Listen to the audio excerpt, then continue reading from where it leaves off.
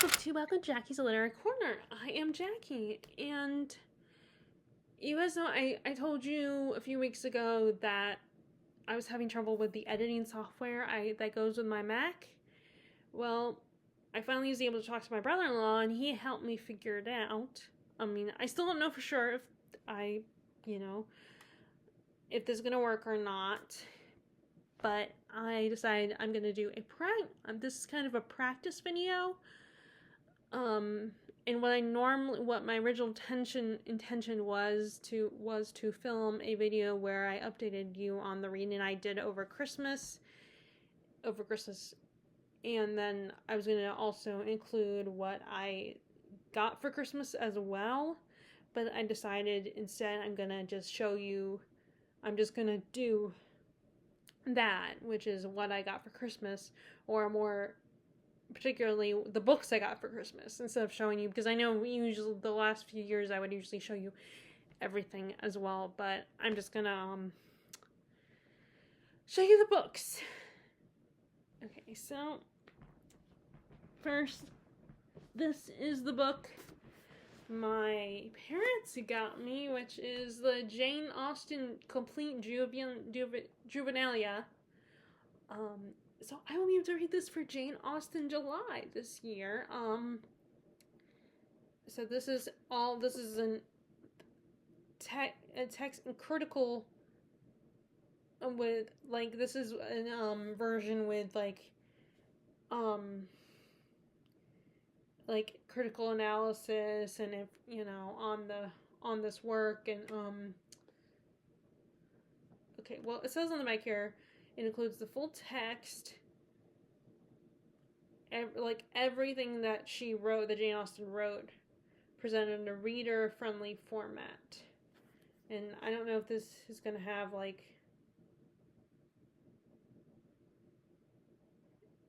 notes and stuff in it. I'm not sure. But either way, I'm glad to have her Juvenilia now, which I've heard a lot about from other people, like Katie from Books and Things. And that book I got from Barnes & Noble, the leather-bound one, I don't think that has her Juvenilia. That does not have her Juvenilia in it. It just has her novels, and then her Lady Susan novella, which is in the letter format, because I cannot say that word. The word for what that letter format stories are called. But it doesn't have her earlier works. So I got this from my parents for Christmas. And then, from my sister and brother-in-law and kids, I got the Atlas of Middle-earth, which I had wanted to get this off of Thrift Books. But I was kind of holding off on that. And it still cost a bit. I mean, although it did go down in price, but I try to exercise some self-control and not buy books from Thrift Books every month. So when I decide to come for the month that I'm gonna buy books, sometimes the price is back to being higher again, or there's an actual novel I want to buy, and buying something like this would add to it, because these are still cost a little bit more than other books, like regular books. But yeah, this atlas was created by Karen Wynne Fonstad. It's in a revised edition, so this was published, I think it said back in the 80s. She originally published it in the 80s. So it's kind of like those atlases you study in geography, that you use for geography class and social studies, but it's of Middle-earth from Lord of the Rings. So I just think that is so cool. I love the idea of books that are treat the idea of Middle-earth how we would index our world, as if it's a real place.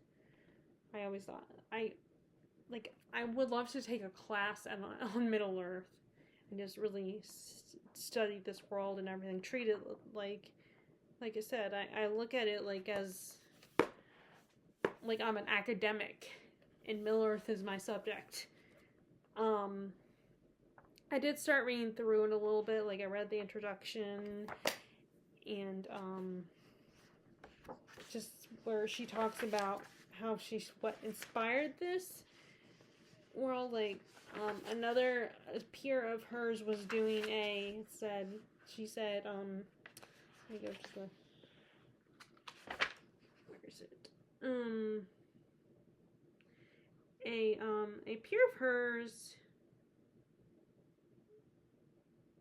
was trying to redraft a map of Middle-earth. They never, for a school project, but they never finished it. But that was the inspiration for this woman, was to do her own atlas of Middle-earth. So I just love that idea. So and then the other book my sister got me was The Art of the Hobbit, the Hobbit book by J.R. Tolkien, and there's also one for the original Lord of the Rings, for Lord of the Rings as well. But I imagine my sister probably got me the Hobbit one because my nephews, I got the Hobbit for my nephews and niece. I got the Hobbit book so that my brother-in-law could read it to them, and they could read it themselves when they're able to do it. Which actually, the oldest, he's now at that age where he can do that, kind of read books on his own, read chapter books on his own. But I also thought this was really cool as well. Like, it has all the drawings in it, and it's one of those books where you open up and you could see the whole panorama of, like, the sketches and everything that Tolkien did. And there's explanations on, explaining the history of that, him working on each of the sketches, and how he designed the dust jacket and everything. It's just it's so cool. It was so cool to go through this and to read about all the history and how he created this world. And it feels like there's so much more to this world than what Tolkien presented to us in his books. Like, it feels like a real authentic place, and I feel like having these books really helps with that, with establishing that atmosphere and creating that feeling of this is a place you could go to, you could visit, a place that you could study and read up on the internet, or read or take a class on, which I would love to do that, but I don't know if they would ever have a class than you. I mean, they might, but not like I'd get access to it, of course. So I'm just doing my own little class. Now let's talk about all the things that Terry got me. It's a whole stack of books. Okay. First we have, first let me show you the ones that are like sequels. I have 2 sequels here. We have, this is the 3rd book in the Liveship Traders trilogy. So I did not have book 3, and I did eventually see it the other day at Books A Million. But then I was like, I put it on my list, so I probably shouldn't get it because someone might get it for me, and then I might have to return one of return the book I bought. And I was right. No, Terry got it for me. So it's the 3rd book. And I am a little bit farther along in book 1 than Ship of Magic than I was last time I stopped reading it. So I'm gonna get, so I need to get back to it soon. Oh, this one has. Let me take that out. So she got me this, and then so the next one, it's it's not technically a sequel per se. It's just the book is so long and so big that they had to in the U.S. publishing, they had to put it into 2 separate parts. So we have part 2 of Shogun, by James Clavell. I did start. This was one of the books I brought with me when we went to visit my Lola for Christmas this year. I brought part 1 with me, and so I started reading it again, which I did already start it once. So I think I'm on chapter 2 or 3. That's where I am in the part 1, in book 1. But in case you don't know, this is basically a story about this English, they call him a pilot, actually. I thought he was considered a captain, but they call him a pilot, and he and his crew of, I don't know what country they're from, but they're not English. They're like from Scandinavia or somewhere, or Holland. I don't remember. They are trying to find the Japans, which that is correct. That's what they refer to it as, the Japans with an S, not Japans. And they end up getting there, but of course there's a communication barrier, and this is also during a time when, the Protestant version of Christianity had already came to being. So there's the Catholics don't consider the Protestants true Christians. So of course there's already this Portuguese priest with the Japanese, and he and our English pilot don't really like each other. They don't trust each other. And of course, because he doesn't know Japanese, like I said, there's a communication problem. So he ends up, so he's kind of trapped in this country as a prison. He's kind of a prisoner in this country, and so is with his crew, who already don't really like him anyway. But yeah, this, I think, is the new series on FX, Tine Edition, because it's actually it did have, the original adaptation was a mini-series, and then recently they did a TV show on FX. Now, of course, what is, I think, is a good thing too, I think is really cool, is that they are staying true to the characters, the Japanese characters are speaking Japanese in the series, so it's not like they're not catering to an English-speaking audience. I mean, there is some, of course, are characters that speak English, that are, English, they speak in English. But I think there's actual people, the Japanese are actually speaking Japanese. They're not speaking, they magically can speak English. But yeah, so she got me that one. Now on to the So first we have the Indolence of the Filipino by Jose Razal. I don't remember what this is about. I think it's another shorter work by Razal, because obviously it's shorter than Touch Me Not. But I don't remember what it's about. I mean, I looked it up and read about what it is about, but I can't tell you at the moment. Although this came out or at least this version came out in 2016, which, I mean, it might have been one of these things where this was published in 2000. This was published in 2008, in 2016. Like it became in English, for a translated version must come in 2016. But I was surprised. I'm surprised that it's this short. But anyway, I can't wait to read this.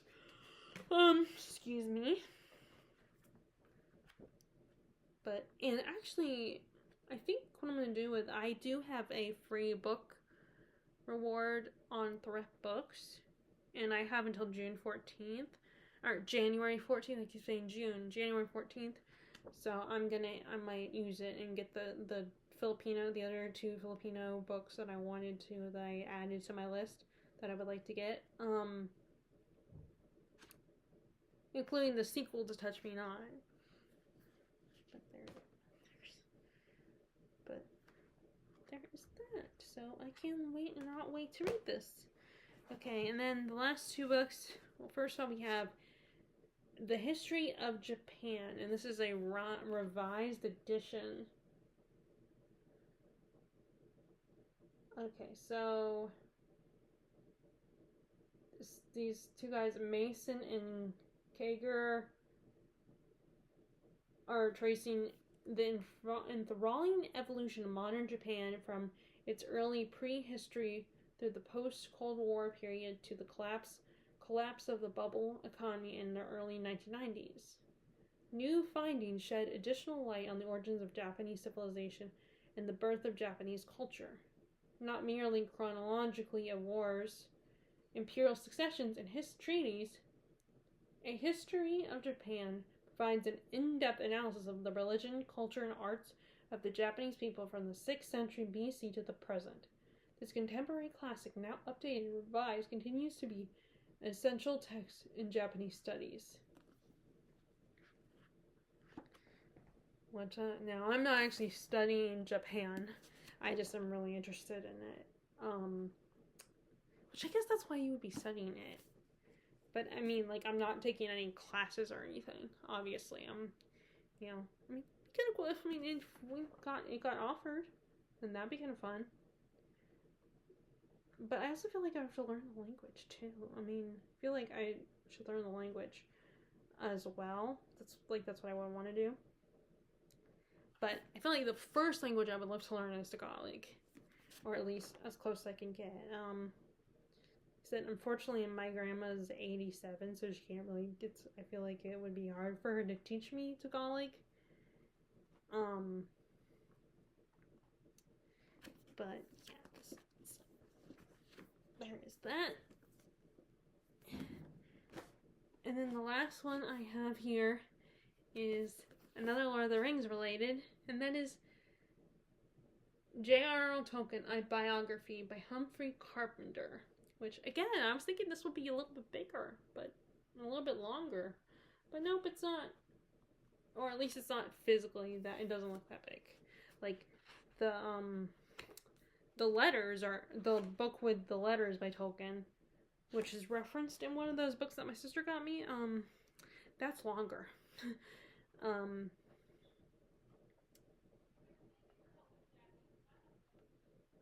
anyway. So this is going to be really fun to read about Tolkien and learn more about him, and I can talk to Terry about it, because she is also a Lord of the Rings fan.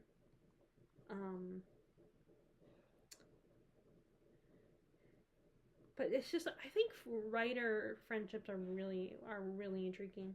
Like, there's a lot of writers friendships I would love to learn more about. Like, although I actually don't know, these are C.S. Lewis and Tolkien are the only ones I know about that I know for sure.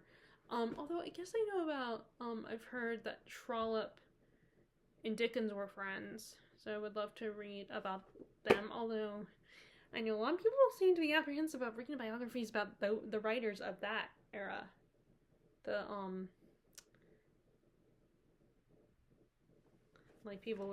Because they're not always, so there's things about them that you don't necessarily want to know. But Tolkien actually seems like a decent guy, very much a gentleman, and, of course, there's probably still some stuff today, that there could potentially be stuff that we have evolved, and our perspectives have changed, and we have more knowledge on certain things, and we might, but I don't know. I will find out when I read this biography on Tolkien. I actually have a few biographies I'm writing. I even had the one on, I even had bought one, but I ended up deciding, because I'm not going to read any more of his writing, I'm just only reading one book by this author, but a book on Steinbeck. Although, that reminds me, you know what? I'm wondering if my brother-in-law would be interested in that. Because he just read East of Eden. And I think he's read Grapes of Wrath. I'll have to check and see if I still have it so I can show it and see if he's interested in reading it. I mean, although he and my sister are so busy, and or that, I mean, not that I'm, because I'm either donating or give it to someone, but I don't know if I still have it or not. I'll have to check when I'm done filming. But anyway, so that is what I got for Christmas, book wise anyway. So I'd love to know if you guys got books for Christmas. I would love to know what they are. There is actually one other thing I did get for Christmas that's book adjacent, which is something I have not opened yet because it takes I have to set it up, and since my sister and brother-in-law are visiting, and we're gonna wait until after they go home, and then we'll set it up. But my mom got me a little tray that I can move and adjust, so I can use it for filming, and I can use it to put my book here so I don't have to constantly hold it all the time. And actually it'd be kind of nice to have something travel-wise to bring with me. I do have a small one, like a cardboard one that, but I feel like it can only hold so much. But it's travel size, so I feel like I should bring that one more often with me.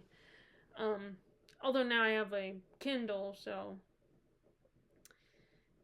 But anyway, so I would love to, if you guys got any books for Christmas, I would love to know what they are. And I mean, and if you want to share, some of your favorite gifts for Christmas, I would love to know what they are as well. I don't know what my favorite one is so far, but